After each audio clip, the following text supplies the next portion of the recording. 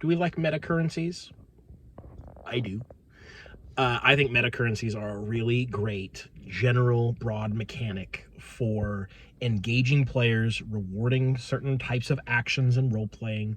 And they're just really fun to collect and use. Metacurrencies include things like fate points, void points for L5R, adversity tokens for kids on bikes / kids on brooms, those kinds of things. These or Fabula points for Fabula Ultima, excellent. These are metacurrencies. They don't have any diegetic equivalent. Or it's not something that the characters would be actively aware of. It is part of a narrative device that allows characters to be protagonists. Because the protagonists are going to, as a general thing, come out on top. They're going to have that sort of narrative edge, a little bit of plot armor, that little burst of inspiration or heroic effort or whatever it may be. And that's what these metacurrencies are meant to represent. To an extent, you've got things like Blades in the Dark Stress, which I would generally describe as a metacurrency, but that is a little bit more diegetic because it kind of represents the mental and physical stress on the character, which is something that they would kind of be aware of. So I'm going to go ahead and include those types of systems in this. I really like metacurrencies for basically any game. I think any game can be improved with the addition of a metacurrency. Most games. Let's cross that out. Most games can be improved with the addition of a metacurrency. It does not fit thematically in all games, but in many games, having this like currency, this like pool of general purpose protagonist or heroic effort is very good for the tone of the game, which you can set based on how you're able to use or generate these resources. It's very good for player engagement because it's an extra little tool, a little pool of resources that they have to spend on things to exert player agency on the story. But where it gets tricky is when someone tries to mirror that and add GM metacurrencies. Now, here's where it gets problematic. Well, not even necessarily problematic, but where it gets tricky to design for. GM metacurrencies sound good on paper. Like, oh, the players have, hero points, so we're going to give the GM villain points. And maybe you have it symmetrical, where they are earned in the same way. Maybe it's like, set at the beginning of each session, or maybe it's every time the player spends a hero point, the GM gets a villain point, and vice versa. So like they just pass back and forth. The issue that you run into is that the GM has a lot of agency already, and these player metacurrencies tend to be a way for players to exert more agency over the story and over the game mechanics, because as I've talked so many times before, player agency is really important, and it is vital to maintain their agency and allow and make sure that they feel like they have a part to play in this game and they're not just an observer, and that their decisions matter. And metacurrencies are a way to do that. You don't have that issue for the GM, who usually has a lot more agency over the game than the players do. They have a lot more control over the narrative, over the mechanics. Usually they're the ones making these kind of executive decisions. And so when you introduce a metacurrency that they can spend to do things that the GM is normally supposed to just be able to do because they think it would be good for the game, then you run into issues, because then can the GM do it without spending that currency? I'll give you an example. Is in the Modiphius Star Trek Adventures RPG, there is a currency that the GM can spend to add, I think it's called Threat, to add reinforcements to the enemies. You're fighting some aliens and maybe you have them down to just a few. Well, the GM then spends Threat, and now there's a new wave of aliens that comes in, and they're going to be shooting at you. And so now you've escalated the scene, and things are more dire, and maybe now's a good time to back off. But can then the GM decide ahead of time that there's going to be these aliens first, and then after a round or two, they're going to get backup. Like, they're on their way. Can you do that without spending threat? It's unclear, and it feels a little cheap if you do. Because if there's a way to pay for it, then doing it without paying for it becomes, it feels like you're cheating it out, right? So this is the issue that you have to watch out for. GM metacurrencies that are spent to do things that the GM is normally supposed to be able to do when they, like, at their discretion. You don't want to make it a cost, because that is restricting what the GM is supposed to do. It literally is getting in the way of them doing their job. So that is a problem that needs to be dodged if you want to make a GM metacurrency. And I'm not saying that GM metacurrencies are necessarily a bad thing or problematic inherently. They are just trickier to design for, because the GM's powers over the game and over the narrative are much broader and harder to define in such specific ways. It's a lot easier to design an expansion for a player's powers, because the player's powers are much smaller.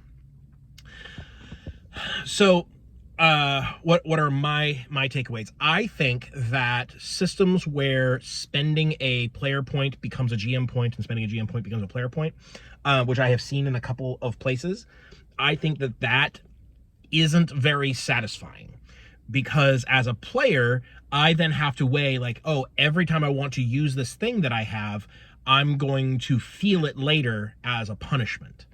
So I am punished for using my tools. So I don't want to use my tools.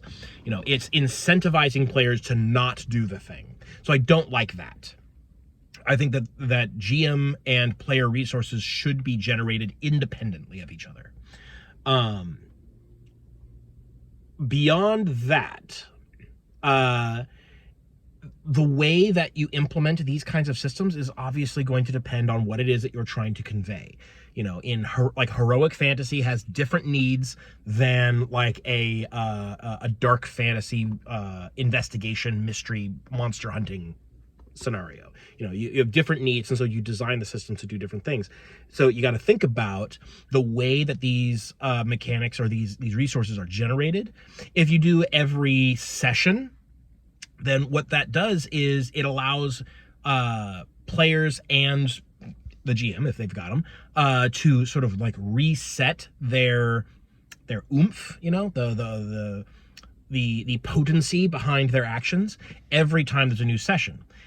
Which means that players are going to have a pretty good sense of how burnt out they are in the session as the time goes on. Because usually sessions last about the same amount of time. Most people play from one specific time to another specific time. So if you play until 8 o'clock and it's getting on to 7:30 and I've got half my resources left, you better believe I'm going to try to spend them. And become a little bit more careless. Like, oh yeah, I'll just spend all these points. I'm going to get them back at the end of the scene anyways, because this is going to be the last scene of the game for sure. If you have them, I would caution against resources, and I've talked about this before in my video on different kinds of resource systems. It applies to metacurrencies. I would caution against resources that refresh when the characters stop playing and rest, because then you are incentivizing characters not engaging with the game. They want to stop doing the adventure, they want to stop doing the mystery, and they want to pull back and just do nothing for a bit, have a pause in the game to refresh their resources, and then come back, or maybe come back. And I think that leads to some undesirable incentives for characters, because as a general thing, you want the characters to be engaged with the story continuously until the story is concluded, usually. So I think metacurrencies that refresh when the characters rest or when the characters stop doing game things is an issue, but there are still ways to do that well. Case in point, Blades in the Dark. You get you recover stress during downtime, but not automatically. You have to spend a downtime action, which is another resource, kind of a continuously refreshed resource. You get a certain number of downtime actions after every heist. And you have to spend one to recover stress, and you do so by engaging in your vice, which is a role-playing opportunity, which is super cool. And it factors into a lot of the way that the characters are built and sort of core assumptions about who the characters are and what they're doing. The fact that you have to go do something that is narratively bad for you in order to recover your stress, I think just is really, really cool. It's a great way for the system to incentivize the kinds of behaviors that are meant to be performed in the canon, you know. And that's what I was talking about earlier with systems that incentivize certain behavior. Metacurrencies are a perfect tool for that. You generate resources by doing the things that the game says you should be doing.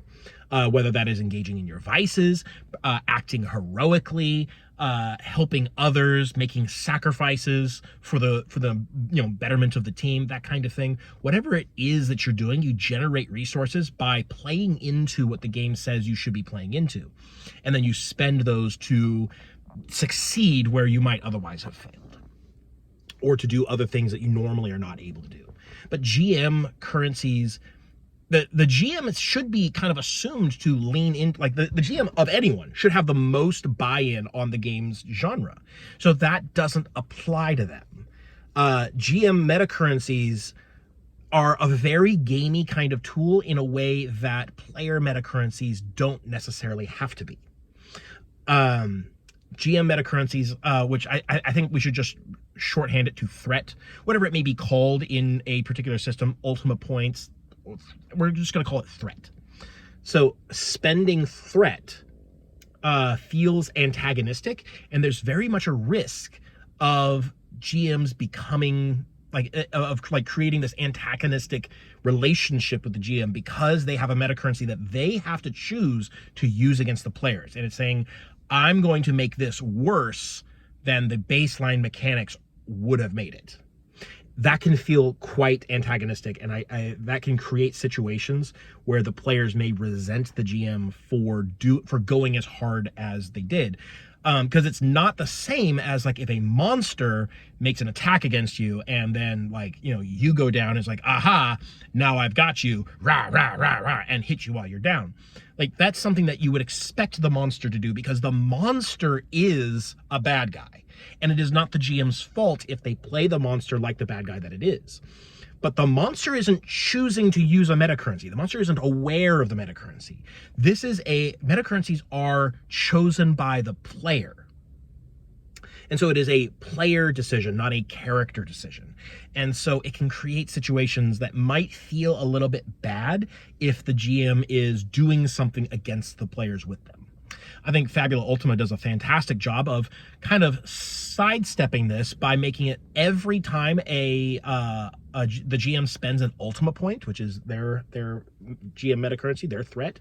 Every time they spend an Ultima point, all the players get an XP. The XP at the end of the session just is +1 for every Ultima point that the GM has spent, which is super cool because then it becomes a thing where the players are sort of goading the GM, do you want to spend an Ultima point on that? Spend an Ultima point. Hit me harder because I want that XP. It's a great subversion of the usual problem that GM metacurrencies tend to have. And so I think as a conclusion, if you are really smart about your design, you can get away with it. But you have to be smart about it. Because if you just say, oh, the GM has a pool of points every session they can spend to hit the players harder, that's going to result in some problems. And I think your game might actually be worse off for it. But if you're very smart about it, you can create situations and you can create systems that encourage the kind of play that you are envisioning for your game. Ways to generate, ways to use, those are your primary levers, or your primary sliders that you can set to create the kind of experience that you're trying to design for.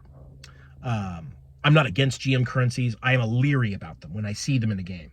I tend to kind of got to take a closer look at that to see if that's a good thing. Sometimes it is, sometimes it isn't. Whereas with a player metacurrency, I'm almost universally just yes, I'm in. I like that. Just automatically.